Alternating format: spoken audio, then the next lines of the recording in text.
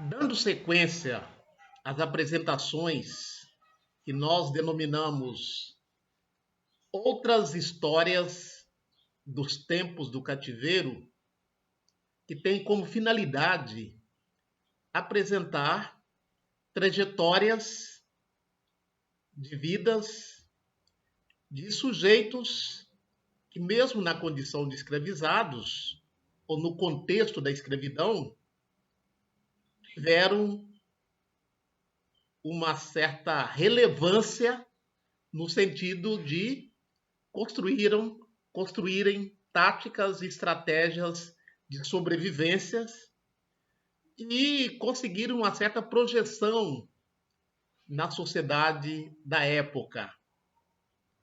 A nossa finalidade, então, é trazer novos personagens, lembrando Éder Sader na sua obra Quando Novos Personagens Entraram em Cena. Na postagem anterior, nós apresentamos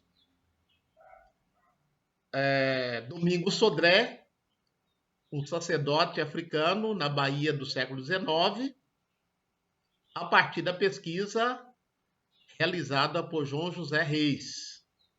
Hoje nós apresentaremos essa obra, Alufá Rufino, Tráfico, Escravidão e Liberdade no Atlântico Negro, entre 1822 e 1853.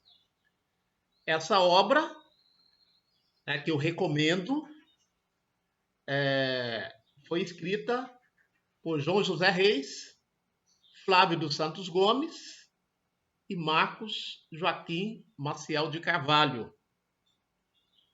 Marcos, tive a oportunidade de trabalhar com ele na Universidade Federal de Pernambuco, onde continuamos trabalhando no programa de pós-graduação. O Flávio dos Santos Gomes, já estivemos em várias bancas de mestrado, doutorado, e nos conhecemos desde a época da graduação, desde a época em que nós reivindicávamos a inclusão de história da África nos currículos escolares. E João José Reis, eu já vos apresentei na apresentação anterior, quando falamos do Domingos Sodré. E como nós temos feito, para falar dessas obras, nós estamos utilizando a Enciclopédia Negra, que traz esses novos personagens, sobretudo muitos deles, ou a grande maioria deles, desconhecidos do grande público, e mesmo no âmbito das ciências sociais, das ciências humanas, porque nós já dissemos outras vezes que o nosso currículo, nosso referencial teórico, ainda é muito eurocêntrico. Ainda traz mais a história numa única perspectiva, eurocentrada. Então, essas pesquisas, inclusive esse canal, tem uma finalidade, como uma das finalidades, trazer novos olhares, trazer novas perspectivas, apresentar trabalhos como estes que nós estamos apresentando, sugerir novas maneiras de interpretar o que aconteceu no passado. Criar perspectivas para que nós tenhamos uma história, uma ciência que consiga assambarcar as diversidades humanas. Alufá Rufino. Rufino José Maria. O muçulmano iorubá Abuncaré nasceu no reino de Oió, atual Nigéria, na virada do século XIX. O menino foi criado num contexto de muitos conflitos étnicos e religiosos, notadamente numa rebelião incitada em 1817 por Afonjá, que disputava poder com os Alafim, que então comandavam Oió. Entre esses escravizados se destacavam os Haussás islamizados, e o conflito se desdobrou num verdadeiro jihad, uma guerra santa muçulmana, uma luta armada contra os infiéis e inimigos do Islã. Sob a liderança de Usman Dan Fodio, a despeito de ser filho de muçulmanos iorubás, Abuncaré foi escravizado por outros grupos muçulmanos que guerreavam na região. E assim foi vendido para o Brasil na época em que houve um golpe contra Afonjá entre 1823 e 1824. Provavelmente chegou a Salvador no ano de 1822, quando se transformaria em Rufino, recebendo esse nome cristão no batismo. Vamos fazer um parênteses aqui para lembrar que os africanos escravizados, ao embarcarem lá no continente africano, ou ao desembarcarem aqui no Brasil ou outras regiões, eram rebatizados com nomes cristãos. Foi assim que Abuncaré se tornou Rufino. Continuamos. Aqui no Brasil foi comprado por João Gomes da Silva, um importante boticário da cidade. Aprenderia a preparar remédios e entraria em contato com numerosos africanos, especialmente aqueles da África Ocidental, como os Jejes, Tapas, Nupês, Iorubás e Alçás. Embarcaram nos portos de Lagos, Badagry, Ajudá, Porto Novo e outros. Esses nomes que nós mencionamos aqui, Jejes, Tapas, Nupês, Iorubás e Haussás, eram grupos étnicos e que foram embarcados em diversos portos na África Ocidental e trazidos todos no mesmo navio, geralmente, para serem escravizados no Novo Mundo, na expressão dos colonizadores, né? Novo Mundo na expressão dos colonizadores. E essa diversidade de grupos étnicos foram se conhecendo e construíram aquilo que a historiografia chama de companheiros de barcos, malungos. Se constituíram num grupo ao longo da trajetória do Atlântico. Eu estou frisando que antes dessa diáspora, muitos deles não se conheciam. E tiveram que se conhecer, tiveram que se fazer amigos nesse contexto de tráfico.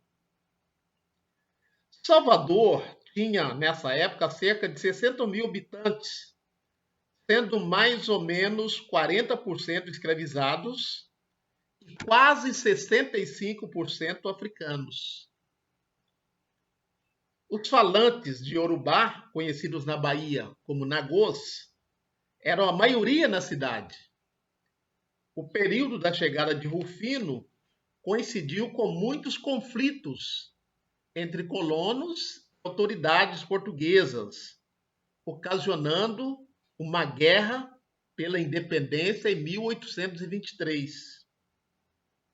Também entre 1826 e 1830, ocorreriam levantes de escravizados em Salvador e nos arredores, regiões açucareiras do recôncavo baiano. Em 1831, Rufino foi vendido para Francisco Gomes, um cadete do exército, e depois revendido por um comerciante de Porto Alegre, José Pereira Jardim, cujos negócios faliram. Na sequência, foi arrematado por José Maria de Sales Gameiro de Mendonça Peçanha, um magistrado que se tornaria, com o tempo, o chefe de polícia. Rufino continuou no ambiente urbano, mas na função de escravizado doméstico. O Rio Grande do Sul era, na época, um entreposto importante de africanos reexportados de Salvador, sobretudo do Rio de Janeiro, alcançando o comércio de escravizados com o Uruguai. Em 1819, cerca de 30% da população do Rio Grande era constituída de escravizados.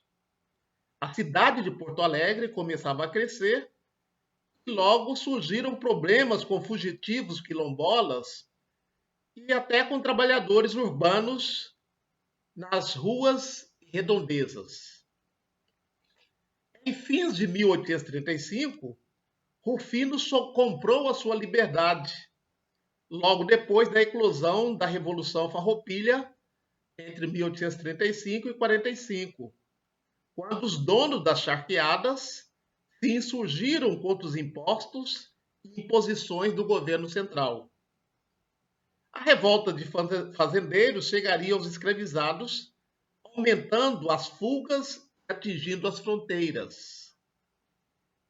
Ele, Rufino, conseguiu se tornar então um homem livre, juntando dinheiro e ganhando a confiança de seu proprietário. E Rufino migrou para o Rio de Janeiro em 1835, onde conheceu a maior cidade escravista africana do Atlântico, com mais de 40 mil cativos nas paróquias urbanas. Entre 1801 e 1830, cerca de 570 mil africanos haviam desembarcado na cidade do Rio de Janeiro, que tinha em todos os setores de serviços e transportes baseados no trabalho escravo, fundamentalmente africano. O Rio de Janeiro urbano, escravista e africano pode ter assustado Rufino, pois ele chegou ali entre os últimos meses de 1835 e os primeiros dias de 1836. Já fazia um ano da grande insurreição de africanos na Bahia, a denominada Revolta dos Malês, que ocorrera em Salvador em 1835. Escravizados e libertos africanos, sobretudo aqueles africanos ocidentais, foram o principal alvo da repressão. Foram alvo da repressão, sendo, a partir de então, perseguidos, aprisionados, castigados e deportados.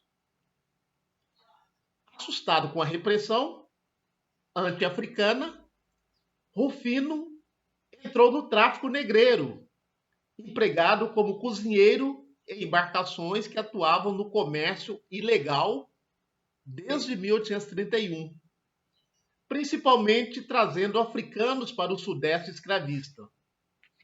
O cozinheiro dos navios negreiros tinha um papel fundamental, seja na preparação diária da comida, seja no controle do uso da água. Isto é, mantinham as condições ideais de sobrevivência dos escravizados traficados em viagens que podiam durar entre 27 e 60 dias.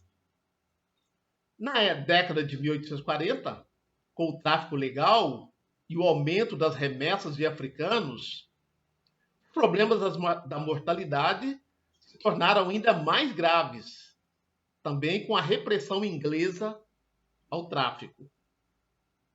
O tempo das viagens aumentaria assim, como os riscos com os locais de desembarques clandestinos. Rufino trabalharia de início na tripulação da escuna Paula, uma embarcação de porte médio pertencente ao então conhecido traficante Joaquim José da Rocha, que lucrava com o comércio entre a costa de Angola e Rio de Janeiro. Posteriormente, Rufino se empregou no Patacho São José. Patacho era um tipo de navio. O Patacho São José era de propriedade do traficante Joaquim Ribeiro de Brito, que morava em Luanda e atuava no comércio entre Angola e Pernambuco. Rufino pode ter tido uma participação junto às boticas das drogas de curar, comuns nas cargas dos navios negreiros. Como africano muçulmano, provavelmente trabalhou na confecção de amuletos e protetores naquelas viagens. Quando Rufino fazia parte da tripulação do Emerlinda, essa foi interceptada pelo brig inglês Walter Witch, que significa feiticeira das águas, que viajava pela costa na repressão ao tráfico ilegal. É bom lembrar que, a partir de 1831, o Brasil assinou um tratado com a Inglaterra em que todos os navios negreiros que aportassem no Brasil com escravizados a partir dessa data eram considerados legais. A lei de 1831, conhecida Lei para Inglês Ver, porque as autoridades sabiam da existência do tráfico ilegal, mas fazia vista grossa. Por isso foi necessário a Lei Eusébio de Queiroz, de 1850. Mesmo a Lei Eusébio de Queiroz, ela não conseguiu dar conta da proibição do tráfico totalmente.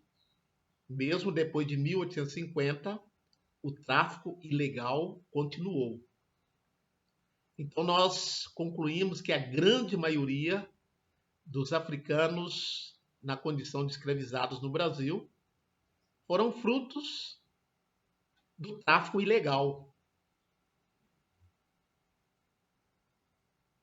pois entraram depois da lei de 1831 e depois da lei de 1850. Os livros didáticos ainda trazem uma, vamos dizer assim, não dão muita ênfase à lei de 1831. Isso é muito sério. Muito sério porque mostra o desinteresse em desvendar as reais condições em que boa parte dos africanos desembarcaram no Brasil na condição de escravizados. Na condição de escravizados ilegais. Continuamos então aqui a trajetória do Rufino, que estava no Emerlinda, que foi preso pela Marinha Inglesa. Rufino e a tripulação foram capturados, levada inicialmente para a ilha de Santa Helena, a cerca de 1.700 quilômetros do litoral africano. A Emerlinda, o navio, o barco, ancoraria em Serra Leoa em dezembro de 1841. Com a repressão ao tráfico e muitos navios estacionados, logo se formariam multidões de africanos por lá. Essa região foi transformada em colônia inglesa após a proibição do tráfico inglês em 1807. Serra Leoa tinha uma grande população colonial de descendentes de africanos e europeus. Implementada pelos africanos emancipados, chegando a 40 mil pessoas no fim da década de 1830. Já em 1800, depois das guerras coloniais de 1795 e 1796, haviam sido enviados da Jamaica para lá em torno de 500 marrons. Marrons seria similar aos quilombolas. Em Freetown, a capital, seria instalada uma das comissões mistas para a supressão do tráfico de escravos. Então, nós estamos vendo que já desde 1807, a Marinha Inglesa procurava coibir o tráfico de escravizados entre a Europa e algumas regiões de África, sobretudo aqui Serra Leoa. Qual o interesse dos ingleses de acabar com a escravidão? Justamente por conta da Revolução Industrial. Precisava-se criar mercados consumidores e também pela ascensão do liberalismo econômico. Serra Leoa tornou-se, então, especialmente para os africanos ocidentais de várias origens, entre os quais numerosos muçulmanos, um espaço cultural de trocas. Ali, Rufino conviveria e entraria em conflito com africanos de diversas procedências, como africano e muçulmano, encontraria a sua comunidade étnica própria, concentrada na localidade de Burra-Bai. Apesar dos embates culturais e políticos entre islamitas e cristãos que presenciou, Rufino se valeu da breve estadia para atualizar conhecimentos, sobretudo a respeito do islamismo. Em janeiro de 1842, começou o julgamento da Emerlinda, a barca que foi aprisionada. Embora na embarcação não tivessem sido encontrados africanos escravizados, os juízes a condenaram e a sua tripulação com base nos equipamentos que existiam. Rufino voltaria para o Brasil em dezembro de 1844. Fez uma parada aproximadamente de 2 meses e meio no Rio e, enfim, chegou ao Recife. Ali se adaptaria à comunidade escravizada, composta de africanos e crioulos libertos, bem como de muitos iorubás, originários de Oió, e também muçulmanos. Apoiado nos ensinamentos do islamismo, que foi aprofundando no Brasil e nas travessias atlânticas, Raimundo se dedicou à vida religiosa, confeccionou amuletos, fez leituras do Corão e deixou seus próprios escritos. Sua vida religiosa se ampliou para além da comunidade islâmica do Recife, pois ele produzia remédios e atendia escravizados africanos, crioulos e a população pobre. Curava também feitiços e realizava casamentos. Rufino seria preso em 1853, em meio a um clima político de muito temor diante das possíveis rebeliões de escravizados. Então, essa trajetória longa e conturbada do Alufar Rufino nos apontam para táticas, estratégias, ressignificações, reapropriações e, sobretudo, para a complexidade que foi o sistema escravista, que foi o tráfico de africanos na condição de escravizados. Então, o Alufar Rufino nos traz outras perspectivas e possibilidades da interpretação, inclusive das leis abolicionistas e das leis da proibição do tráfico e das posturas das autoridades do Brasil escravista, do Brasil imperial.